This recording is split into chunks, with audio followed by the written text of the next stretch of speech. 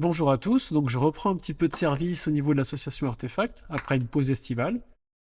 Et pour cette première vidéo, j'ai choisi de revenir sur les méthodes de transport des blocs massifs et des obélisques donc en Égypte. Et donc je vais vous montrer des vidéos d'expériences qui ont été faites ces dernières années par des égyptologues qui en fait ne font que reproduire des expériences qui existent déjà, qui ont déjà été faites depuis plusieurs décennies avec des menhirs ou même avec des blocs dans l'Égypte ancienne. Et ces expériences, vous allez le voir, on va les commenter. Il y a des expériences de transport de blocs avec différentes méthodes, sur le sable, sur des rondins, sur des traîneaux, à plat, avec un peu de pente, l'installation d'un obélisque, etc. Et donc on va voir toutes ces méthodes, on va les commenter et on va se rendre compte à quel point elles ne peuvent pas permettre de répondre aux équations égyptiennes qui incluent un facteur fondamental qui est le temps nécessaire au travail. Et voilà, il y a des expériences, on verra pour l'obélisque notamment, ce qui est proposé ne peut pas fonctionner pour des obélisques de grande échelle qui font presque 30 mètres de hauteur.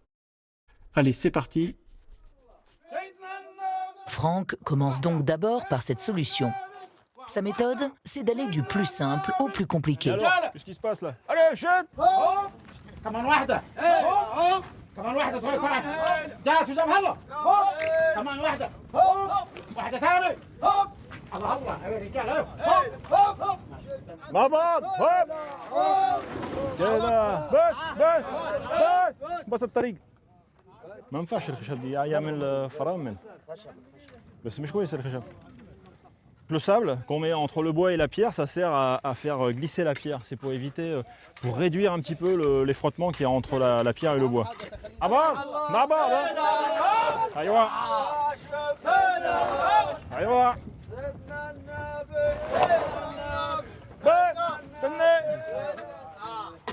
Ça fait pas ce qu'on veut et ça bagasse là. On n'a pas la méthode, elle n'est pas fluide. Et pourtant là, en plus, on est sur le plus pentu. Parce que là, on a plusieurs centaines de mètres à faire. Plusieurs centaines de mètres à mettre de l'argile, à arroser tout ça pour un bloc relativement médiocre, quoi, qui servira pour un ouvrage médiocre. Je vois pas trop l'intérêt. Peut-être quand même on aurait intérêt à essayer, je sais pas, au moins rudimentairement, à reconstituer le traîneau. Parce que même comme ça, le bloc semble plus solidaire du bois que le bois du sol, quoi. Ouais. Je constate juste que c'est beaucoup de force, beaucoup d'efforts pour le résultat que ça donne. Donc là, ils ont un bloc qui fait environ 2 tonnes et demie et ils sont sur une portion descendante et c'est une vraie galère en fait. Ils le posent sur des planches en bois et ils essaient de faire glisser le bloc sur les planches en bois avec du sable et c'est une vraie galère, ça ne fonctionne pas du tout. Il faut savoir que ce gabarit de bloc, c'est un gabarit qu'on retrouve énormément sur la pyramide de Khéops ou de Képhren, c'est un gabarit courant. Donc on va voir la suite. Décision est prise de fabriquer un traîneau de fortune en urgence.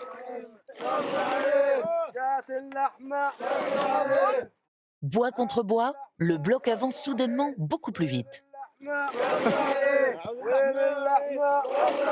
Ça avance beaucoup mieux là. Bah là, on vient de reprendre il y a 10 minutes depuis là, tu vois. Soit sur une chaussée de limon argileux qu'on arrose immédiatement devant les passants, donc ça glisse comme un traîneau sur la neige.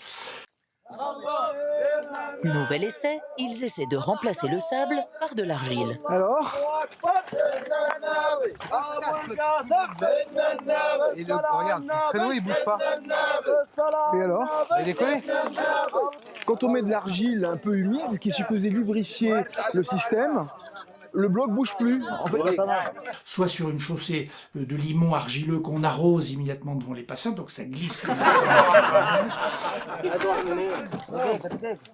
putain. J'ai pas pu m'empêcher de faire référence aux propos lumineux de Jean-Pierre Adam.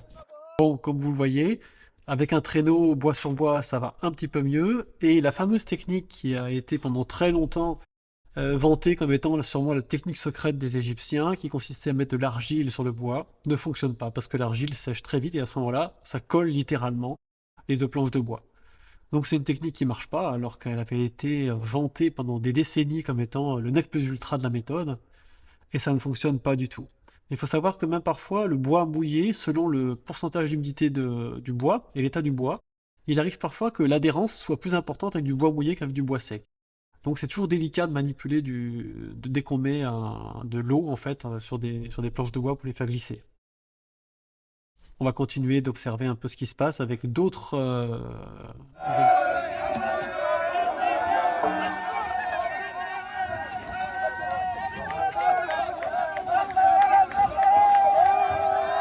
Alors, est-ce vraiment un succès?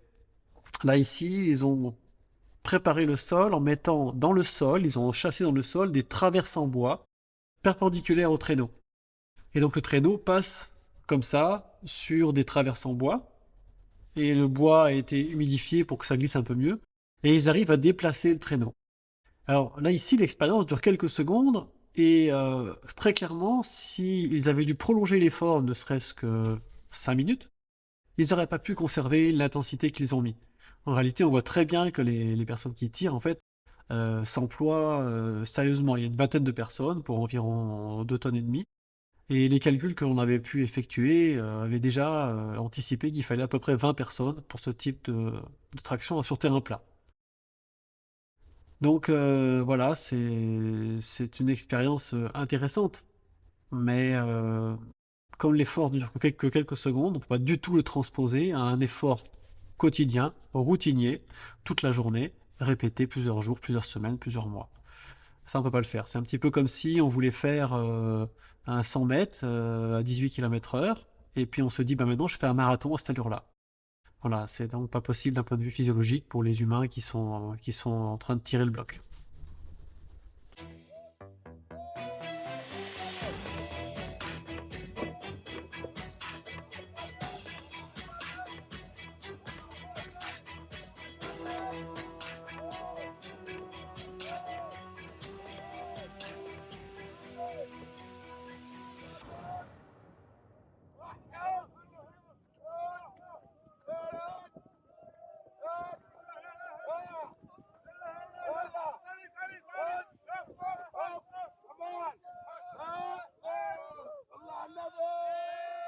Alors ici, c'est toujours la même équipe, Franck Burgos, donc peut-être une année suivante.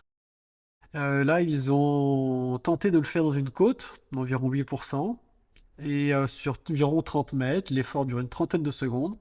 Ils sont plus nombreux, ils sont une trentaine à peu près pour ce bloc. Et en fait, c'est pareil, c'est le même problème, ça représente un effort qui sollicite la filière anaérobie. Et en fait, cet effort-là, il ne serait pas possible de le tenir plus de 2 minutes 30, 3 minutes, tel qu'ils sont en train de le faire. J'ai publié un petit article justement où j'ai calculé l'énergie qu'il faut et la puissance qu'il faut pour déplacer un bloc comme ça. Il faut environ, entre la vitesse à laquelle il se déplace, entre 6300 et 8300 watts, donc divisé par 30 personnes, plus le déplacement des personnes qui tirent la corde, qui sont en train de monter. Ça représente une puissance d'environ 350-380 watts par personne à développer en puissance mécanique.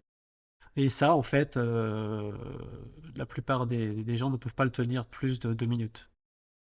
Donc globalement, pour pouvoir durer dans l'effort, il ne faut pas qu'on soit au-delà de 150 watts. Donc là, ils sont à une intensité, c'est pareil, ils ne peuvent pas tenir ce rythme-là. Et donc évidemment, ce genre d'expérience, c'est simple, ça montre juste qu'on peut tirer un bloc. Mais ça sert à rien, on sait déjà depuis très longtemps qu'on peut tirer un bloc, puisque de toute façon ces blocs sont là, et ça a déjà été fait ce genre d'expérience avec des mégalithes par exemple. Donc il n'y a pas de doute, on peut déplacer un bloc. Le problème c'est qu'il faut en déplacer beaucoup dans un laps de temps réduit. Je redonne mon exemple, hein. C'est comme si on considérait que faire 200 km c'est possible. Oui, c'est possible de faire 200 km en vélo par exemple. Mais le problème, c'est s'il faut les faire en 6 heures, c'est pas la même chose. Ça, il n'y a pas grand monde qui pourra le faire en 6 heures. Voilà, donc ça c'est important en fait, et c'est vraiment, je pense, la grosse lacune en fait des expériences comme ça. Ce sont des expériences tout à fait ponctuelles, qui sont totalement décontextualisées de la réalité d'un chantier. N'oublions pas les conditions thermiques également, hein, qui sont pas les mêmes. Là, ils sont au mois de mars ou au mois d'avril, ils sont tous bien habillés, ils sont pas trop chauds, c'est les bonnes conditions. Adel Kelani va expérimenter la traction d'un bloc à travers le désert. Comme les Égyptiens, il va utiliser uniquement des cordes et un traîneau. Son équipe prépare un couloir de sable de 9 mètres de long. Elle fixe ensuite une corde autour d'un bloc de 2 tonnes posé sur un traîneau en bois. Première remarque, le bloc ne fait pas 2 tonnes. C'est un bloc de calcaire qui fait environ 45 cm de hauteur, environ 80 de large au maximum et 1,50 m de longueur. Donc on peut calculer le volume, et la densité du calcaire c'est environ 2,2. Donc on a à peu près un bloc qui fait 1 tonne 2, 1 tonne 3 au maximum. Donc voilà, c'est quand même pas pareil que 2 tonnes. On est sur un bloc qui pèse voilà, la moitié du poids de la plupart des blocs qu'on trouve sur la Grande Pyramide par exemple. 1, 2, allez!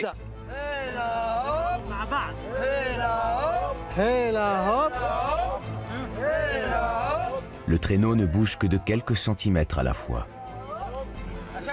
Avec le poids du bloc, le traîneau s'enfonce dans le sable.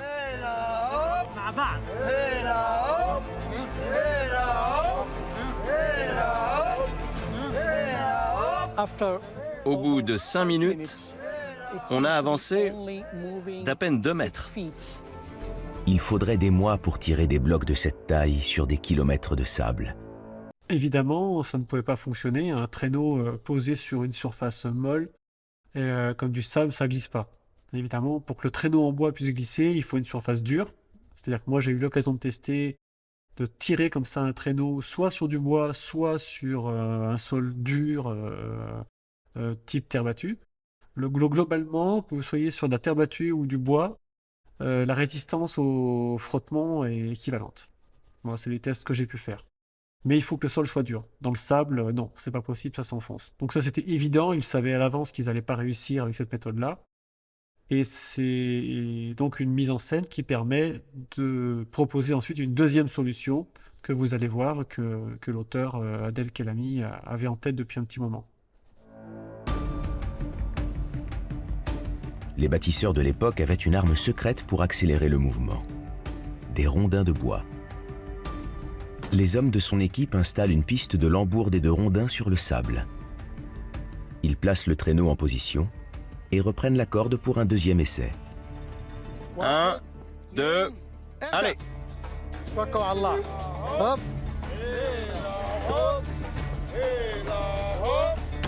Cette fois, le traîneau avance beaucoup plus facilement.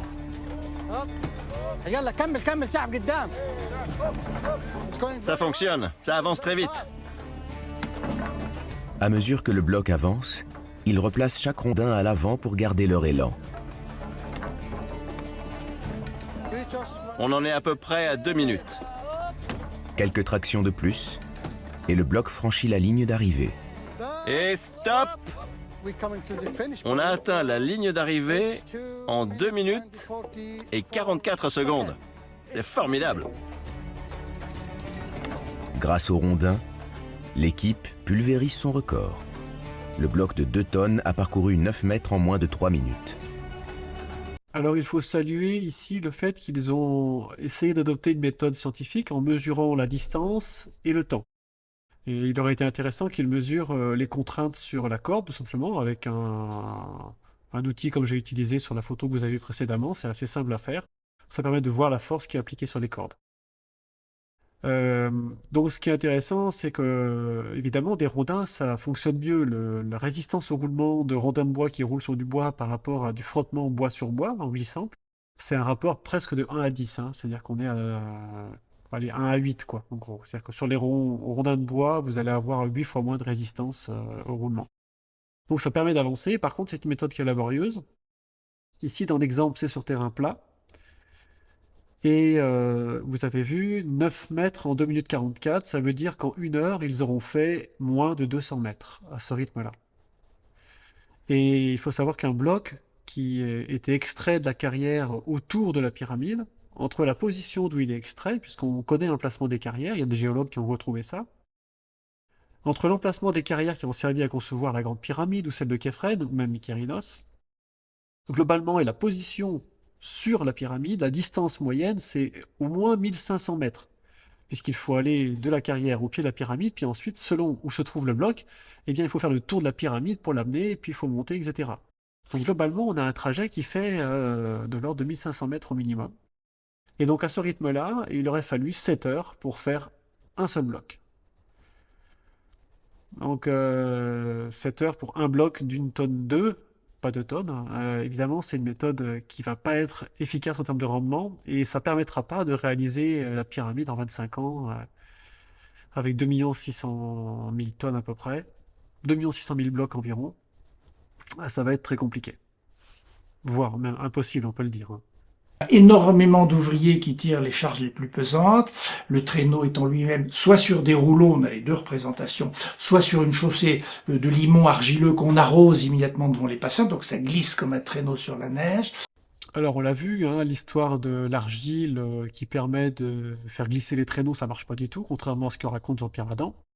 Mais en plus de ça, lui, il prétend qu'on utilise aussi les rouleaux et qu'on a plein de représentations qui le montrent.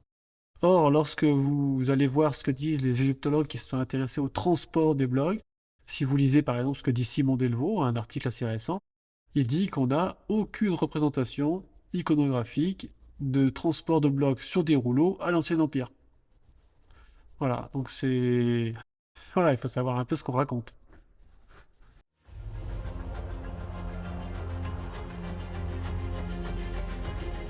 Ces rampes ont servi à tirer les blocs en hauteur.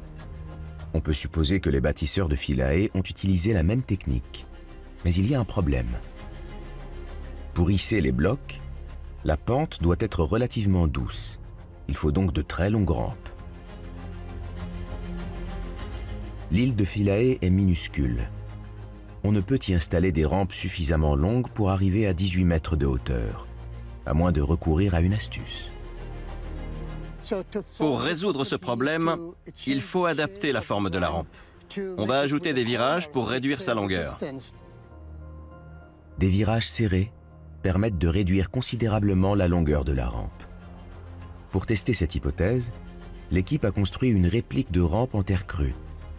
Elle comporte un virage à 180 degrés.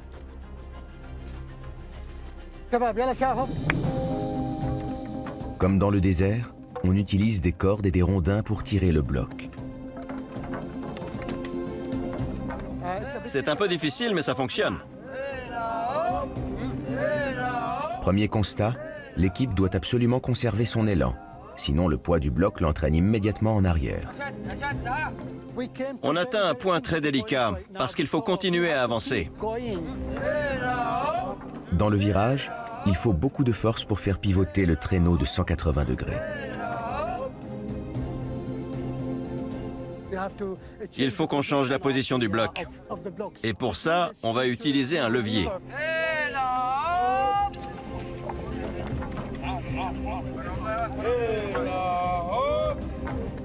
La traction se poursuit sur les rondins, le long de la dernière pente.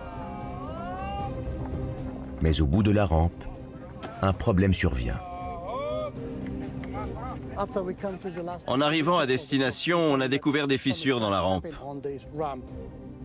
Ce type de dommage structurel pourrait être fatal. À grande échelle, il mettrait en danger les centaines d'ouvriers qui travaillent sur la rampe ou en contrebas.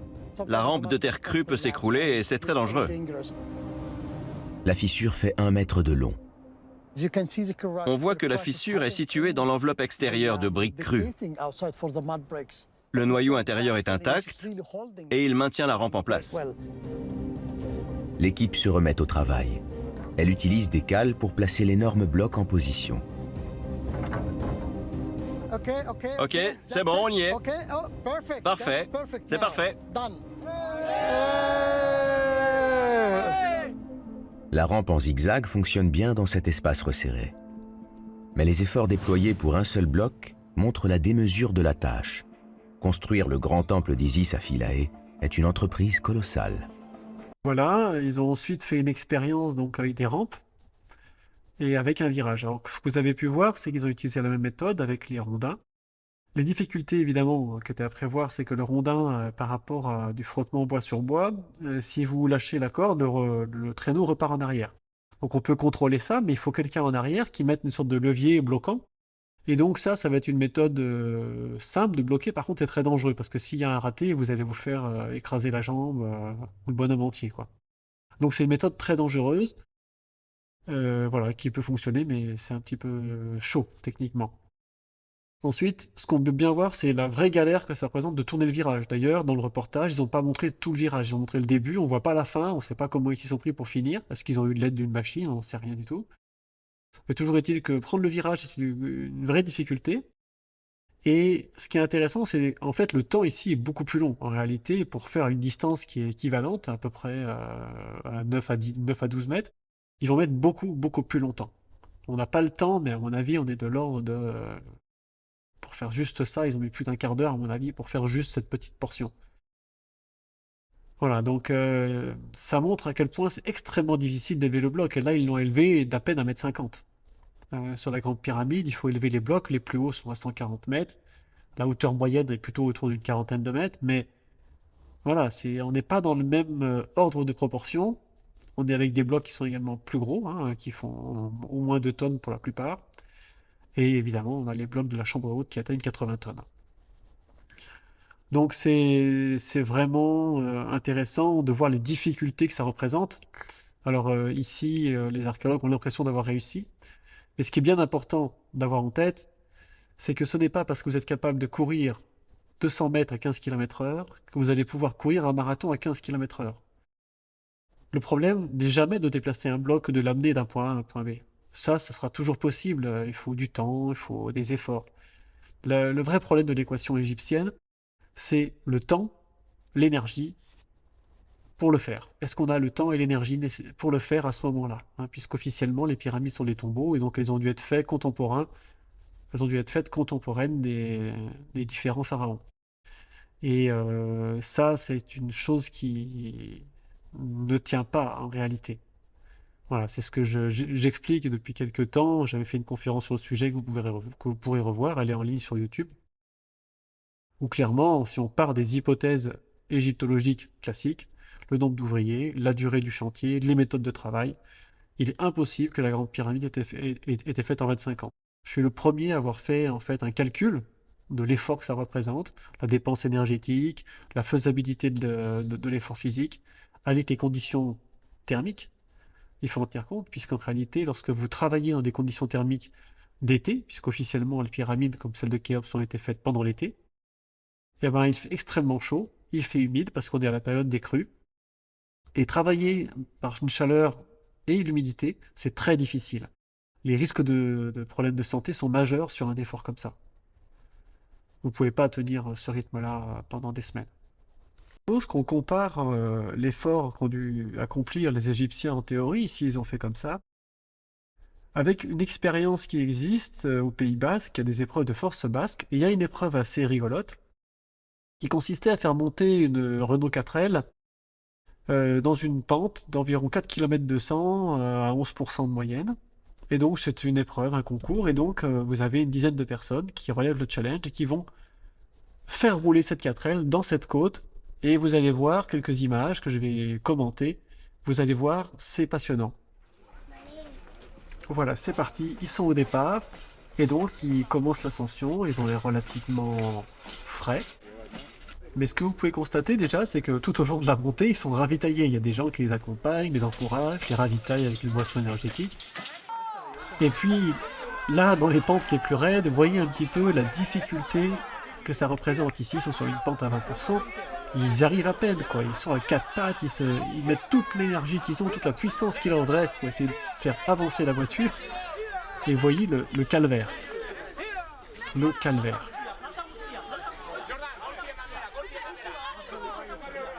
Donc imaginez les Égyptiens tractant des blocs de 2,5 tonnes. Évidemment, il ne faut pas choisir des pentes trop raides, sinon on n'y arrive pas. Et voyez aussi l'harnachement qu'ils ont. Hein. Ils ne sont pas une corde par-dessus l'épaule qui tire à main nue, quoi. Ils ont un harnachement qui est quand même bien fait, qui est ergonomique. Sinon, l'effort n'est pas possible. S'il fallait qu'ils tirent avec des cordes, c'est mort, ils ne seraient pas arrivés en haut. Et enfin, quand ils arrivent en haut, après 1h51 d'effort, regardez dans quel état ils finissent. Franchement. Vous croyez qu'ils vont pouvoir refaire l'expérience aujourd'hui? Voilà, donc là, ils ont mis tout ce qu'ils avaient comme énergie. Et ça, c'est équivalent à avoir transporté environ 2 blocs dans la journée. Il a fallu des milliers d'hommes pour ériger des temples comme celui de Philae. Oui, des milliers d'hommes et aussi beaucoup de temps. Pour vous donner un élément de comparaison, le Colisée à Rome, c'est environ 10 fois moins lourd que la Grande Pyramide, hein, c'est une masse d'environ 250 000 tonnes, il a fallu 10 ans. Ok, et c'est 10 fois moins que la pyramide. Et voilà, donc il y a des éléments de comparaison comme ça qui existent au cours de l'histoire qui permettent de se rendre compte qu'on a quand même un petit problème avec une pyramide faite en 20 à 25 ans. Il y a en Égypte un temple, je crois que c'est le temple de Dendera, qui a été construit en un peu plus de 113 ans. Voilà, donc ça on sait parce qu'il y a les dates qui sont marquées dessus avec le début de la construction, la première pierre et enfin la pierre finale. Et voilà, c'est des temples qui n'ont rien à voir en termes de volume avec la construction de la Grande Pyramide. Donc voilà. Voilà, moi je ne crois pas du tout à cette version qui consiste à dire que la Grande Pyramide a été faite en 20 à 25 ans avec quelques milliers d'ouvriers. C'est juste impossible lorsqu'on étudie sérieusement les choses. Et globalement, face à ce problème qui montre l'impossibilité de concilier le personnel, la durée, l'effort que ça représente, la quantité d'énergie, devant cette équation qui est défaillante, qui ne fonctionne pas, il y a des tentations simples qui consisteraient à dire ouais, bah du coup, il va être beaucoup plus nombreux. Et le problème, c'est qu'on ne peut pas accumuler beaucoup de personnes en réalité, parce que si vous arrivez sur la pyramide, vous ne pouvez pas l'attaquer à tous les endroits en même temps. Si vous devez monter des blocs de quelques mètres, en fait, et que vous avez des sortes de chaussées, en fait, en pente, quoi, de rampe, ben, le problème, c'est que vous allez être avec queue leu sur la rampe, quoi. Donc vous n'allez pas pouvoir arriver avec 50 équipes de taille de personnes qui tirent les pierres pour les monter. Malheureusement, vous allez devoir vous retrouver avec queue leu, et puis si vous avez des virages sur les rampes, ben, c'est une vraie galère, quoi. Donc non, techniquement, c'est pas possible de dupliquer à l'infini les équipes, en fait. Et c'est pour ça que les données archéologiques et même les bribes de texte qui ont été retrouvées par Pierre Tallet laissent entrevoir quelques 2000 personnes, quoi. Allez, on imagine 4000 peut-être, parce qu'il y a une partie qu'on n'a pas vue. Mais avec ça, c'est pas possible. C'est absolument impossible de le faire en 25 ans. Donc, moi, je vois qu'une solution, il faut augmenter la durée. Et si on augmente la durée, l'équation est possible. Peut-être 100 ans, 150 ans, peut-être 200 ans. Voilà, une durée longue, parce que c'est un projet titanesque qui peut-être sert justement à fédérer l'Égypte dans le temps. Donc non, je pense qu'il faut sérieusement admettre que c'est peut-être pas un tombeau, tout simplement, hein, et que c'est un projet qui s'est fait sur une longue durée et qui a d'autres fonctions que d'être un tombeau. Ça, je l'ai déjà démontré. Je vous laisse aller voir différents éléments de conférence qui montrent les relations qu'il y a entre la pyramide, la géodésie. On est plusieurs à avoir trouvé des tas d'éléments qui démontrent ça. Voilà, donc ça, je vous laisse chercher par vous-même les vidéos qu'on a publiées. Donc voilà, ce qu'on peut conclure sur tout ça, c'est que on aura beau faire des petites expériences, ça ne démontre absolument rien, il n'y a aucun calcul derrière. Moi j'ai essayé de faire le calcul, hein, de vraiment ce que ça représente. J'ai fait une conférence là-dessus, faut aller la voir, j'ai publié un article sur Academia, il y a la méthode de calcul, vous pouvez aller voir, c'est très simple, hein, c'est des lois de la physique. Il faut juste avoir quelques petites connaissances sur la partie physiologie de l'effort, voilà, parce qu'effectivement, c'est pas de la physique pure, on n'est pas avec des voitures et des robots, donc il y a quand même une part de physiologie de l'effort dont il faut tenir compte.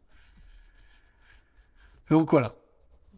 Tout ça pour dire, ben écoutez, il va falloir qu'on révise la copie pour savoir comment ça a été fait, ces pyramides, et là on est plusieurs milliers d'années après, et ça reste une énigme toujours aussi passionnante et déroutante. On va voir une autre expérience qui consiste à redresser un obélisque. Donc voilà, il se trouve qu'à Karnak, il y a des obélisques qui ont pu peser jusqu'à 320 tonnes, d'après ce qui est dit dans le reportage. Et donc, Adel Kelami va essayer de redresser un obélisque et on va commenter ce projet. Les Égyptiens ont érigé ces monolithes sans engin de levage. Comment ont-ils procédé ?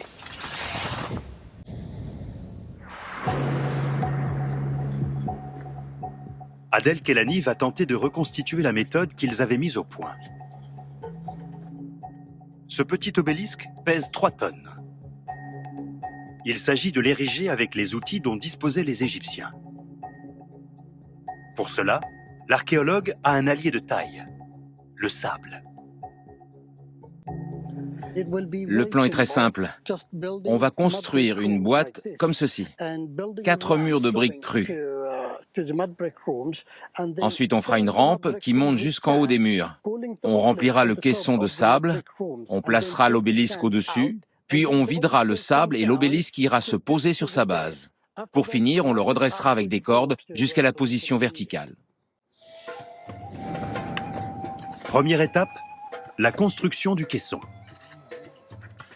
On utilise les mêmes briques crues que les anciens Égyptiens.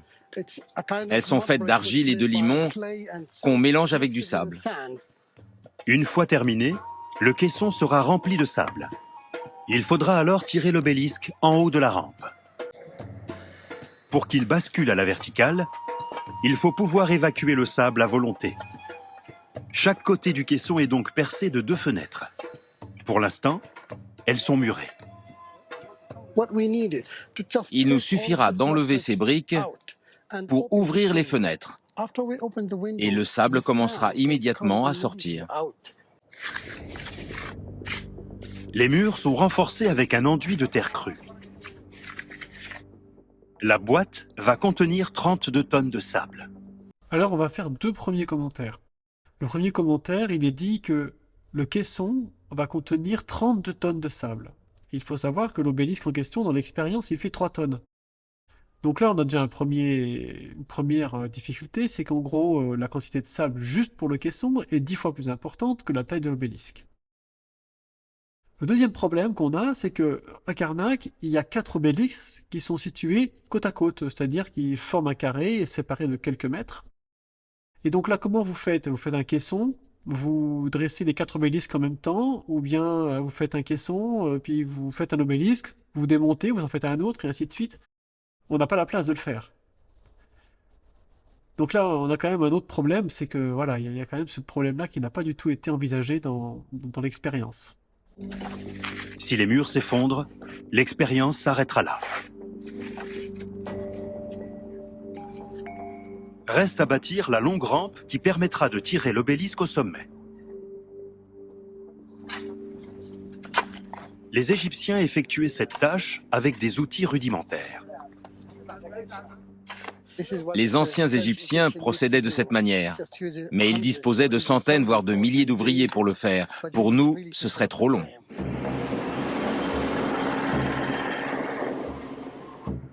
Faute de main-d'œuvre suffisante, Adel se résout à utiliser une pelle mécanique.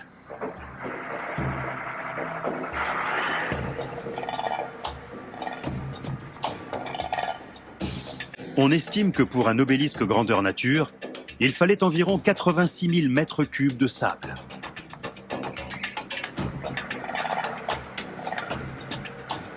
La rampe est prête. On peut tenter de haler l'obélisque. Il ne pèse que 3 tonnes. L'obélisque d'Hatchepsout culmine à plus de 29 mètres. Pour l'ériger avec cette méthode, on a calculé qu'il fallait un caisson de 30 mètres de haut. Il n'en reste pas moins que la tâche devait être titanesque. Pour l'obélisque d'Hatchepsout, on estime que la construction de la rampe a requis plus de 2000 ouvriers et 3 à 5 mois de travail. C'est une méthode très efficace pour ériger un obélisque. Elle fonctionnera aussi bien avec un bloc grandeur nature. L'expérience nous permet vraiment de comprendre comment les anciens Égyptiens ont procédé.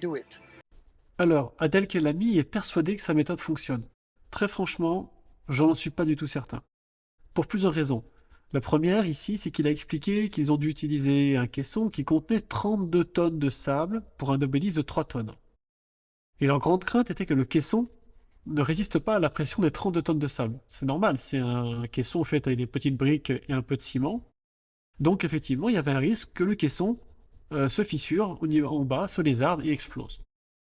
Mais pour les obélisques de 30 mètres, ils disent qu'il faut un caisson de 30 mètres de haut.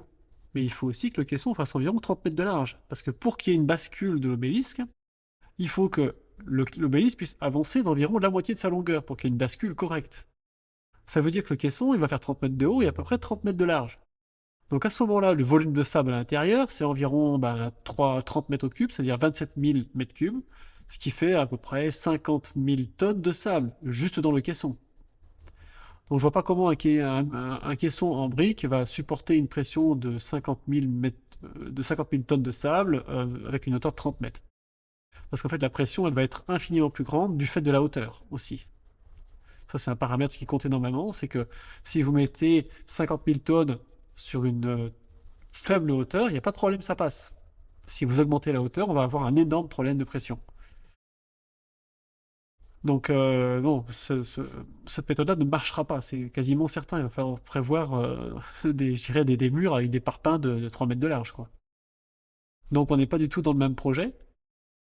L'autre remarque qu'on peut faire, qui est intéressante, c'est qu'il explique que pour construire la rampe, il faut quand même 86 000 m3, ce qui fait pratiquement 150 000 tonnes de sable. Et que ça, il va leur falloir à peu près 5 mois pour le faire avec 2000 ouvriers. Donc vous voyez, quand ils veulent faire des calculs, ils savent faire des calculs. Donc vous devez imaginer, pour faire une rampe comme ça, par rapport à la grande pyramide, c'est de la rigolade. Et déjà, il faut déjà 2000 ouvriers, 5 mois de boulot pour faire juste cette petite rampe pour un obélisque. Donc là, ça permet de se rendre compte en fait de l'énormité du travail de la grande pyramide. Si on utilise des rampes, eh ben, il faut produire des rampes qui vont représenter un volume colossal, équivalent quasiment à la pyramide, quoi. Et donc, on aura un vrai problème d'énergie disponible pour le faire, quoi, et de temps pour le faire. On se heurte toujours au même problème de l'équation, quoi. Donc voilà, moi je crois pas du tout que la méthode proposée par Adel Kalami puisse fonctionner sur des obélisques de 30 mètres de haut, quoi. Il faut essayer de réfléchir autrement. Et d'ailleurs, si vous regardez l'obélisque Place Saint-Pierre à Rome, devant le Vatican, il y a des gravures qui montrent comment cet obélisque a été déplacé et érigé sur cette place, donc en 1586. Donc ça a été une opération longue, qui a pris plusieurs mois. Et ils n'ont pas du tout utilisé une méthode comme ça, ils ont utilisé des méthodes avec des sortes de grues, des systèmes de cordage, voire la traction animale aussi. Voilà, je vous laisse chercher, et vraiment, on n'est pas sur le même type de méthode. J'oubliais.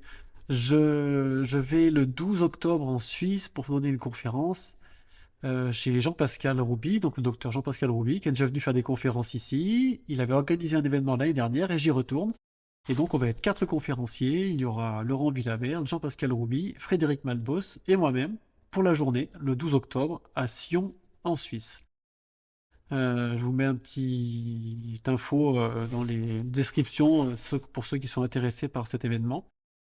La conférence que je vais présenter, ou un petit film, ça dépendra s'il est prêt ou pas, elle porte sur une découverte qu'on a fait en Bretagne, sur quelque chose qui concerne les mégalithes, qui avait été entrevu en partie, et puis qu'on a tiré le fil petit à petit. Et vraiment, c'est une découverte fascinante. Le caméraman qui était avec moi au bout de 2 jours m'a dit « Mais ton truc, c'est indébunkable !» Et moi, je lui ai répondu « Oui, c'est pour ça qu'on est là. » Et donc, c'est vraiment quelque chose de passionnant.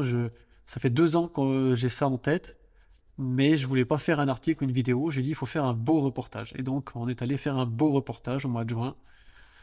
Et donc, il sera peut-être prêt le 12 octobre, mais de toute façon, s'il n'est pas prêt, il sera prêt peu de temps après.